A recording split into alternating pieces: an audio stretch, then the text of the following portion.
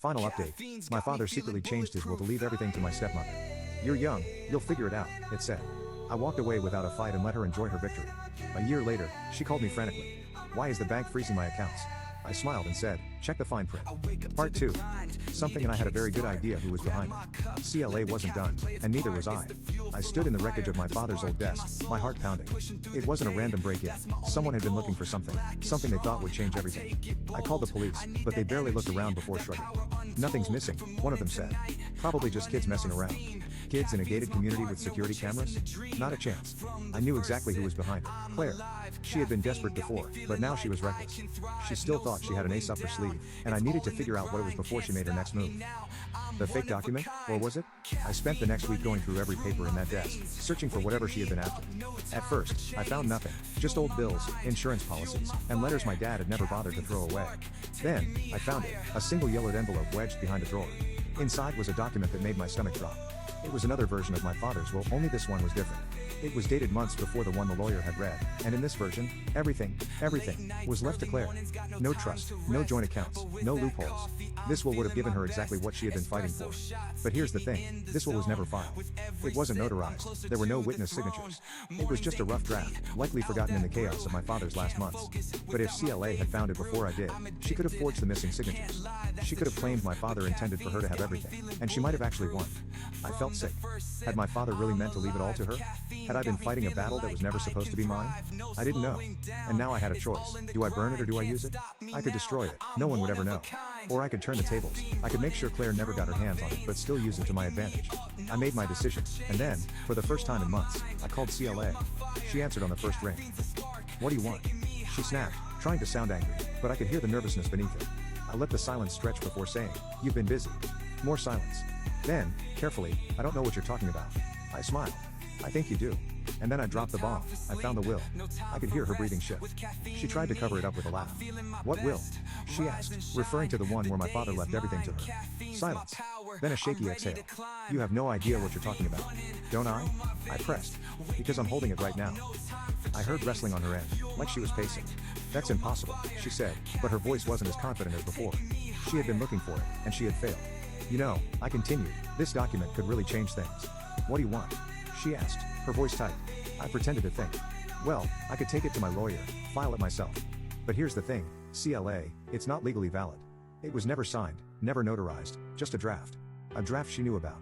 She didn't say anything, but I could practically hear her mind racing. "So here's what's going to happen," I said. "You're going to drop the case. You're going to walk away. And if you don't," I let the threat hang. Finally, she laughed, but it wasn't the kind of laugh that meant she thought it was funny. "You think I'm scared of you?" "No," I said. "But I think you're scared of jail." That shut her up, because now I had proof that CLA had been trying to manipulate the system. A real will, one that she had known about, that she had searched for, that she had possibly tried to forge. And I was willing to take it straight to court. She hung up without another word. CLA's last move. For a few weeks, everything was quiet. Then one night, I came home to a flickering porch light and the door wide open. My stomach clenched. I stepped inside slowly, my fingers wrapped around my phone, ready to call the police. The house was dark except for a single lamp in the living room, and there, sitting on my couch like she belonged, was CLA, a wine glass in one hand, a stack of papers in the other. She smiled. "Let's talk," she said, and I knew right then and there that this wasn't over. Claire sat on my couch, swirling the wine in her glass like we were old friends having a chat. I didn't move, didn't speak, I just stood there, staring at her, my pulse hammering. "You left your door unlocked," she said, smirking. She was lying. I never left my door unlocked. This wasn't just her breaking in, this was a power move. She wanted me to know she could still get to me. I stepped inside, closing the door behind me. "You're out of your mind," I said, my voice steady, even though my hands were shaking. She shrugged. "Maybe." Then she lifted the stack of papers she had brought. "You recognize these?" I didn't answer, I didn't have to. I knew exactly what they were, the fake will, the one she had tried to use in court, the one I had exposed as a forgery. I tilted my head. "Why do you still have those? Your case is dead." She let out a slow, dramatic sigh. "See, that's the thing, you think you won, but you don't understand, do you?" She set the papers down and leaned forward. "This was never about money," I laughed, sharp and bitter. "That's rich coming from you." She smiled. "You think this was just greed?" "No, this was survival." I frowned, and then she told me the truth, the secret CLA had been hiding. "I loved your father," she said, her voice softer than I'd ever heard it. "Not at first, maybe, but over time, I did. He took care of me, he gave me a life I never thought I'd have. And when he got sick, when I knew I was going to lose him, I panicked." She took a shaky breath, looking down at her wine glass. "You don't know what it's like to go from having everything to nothing. You had your whole life ahead of you, you had a career, friends, a future. Me? I had nothing, no real job, no savings.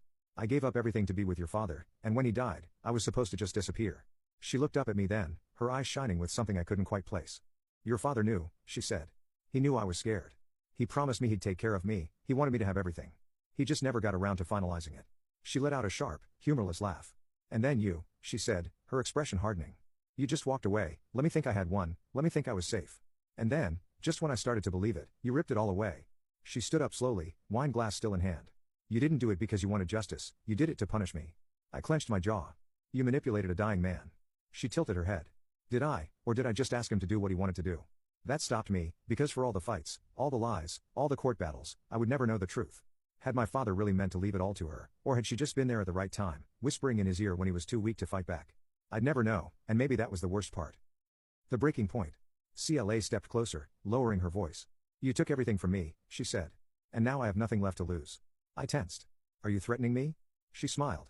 No, just telling you how it is. Then, in one smooth motion, she threw the glass of wine against the wall, shattering it. I flinched, but I didn't back away. We stood there, breathing hard, staring at each other. And then she did something I didn't expect. She laughed, not a bitter laugh, not a cruel one, but a tired, broken laugh. And then she wiped her eyes. I thought I could win, she murmured. I really thought I could. She turned toward the door. I didn't stop her. She walked out without another word, and just like that, CLA was gone. The aftermath. I didn't hear from her for weeks. I thought maybe she had finally given up, maybe she had moved on. Then one day, I got a letter, no return address, just a single page inside. I hope you sleep well at night. That was it, no threats, no begging, just that one sentence. And the worst part? I didn't sleep well, not for a long time, because no matter how much I told myself I had done the right thing, a part of me wondered if I had just been another player in the game. If my father had really meant to leave it all to CLA, then I had stolen her future. But if he hadn't, if she really had manipulated him, then I had just given her what she deserved. I would never know for sure, and I had to live with that. The resolution. A year passed. I never saw CLA again, never heard from her. But sometimes, late at night, I'd catch myself looking over my shoulder, not because I was scared of her, but because I was scared of the truth. I would never get it. In the end, I won, but it didn't feel like a victory.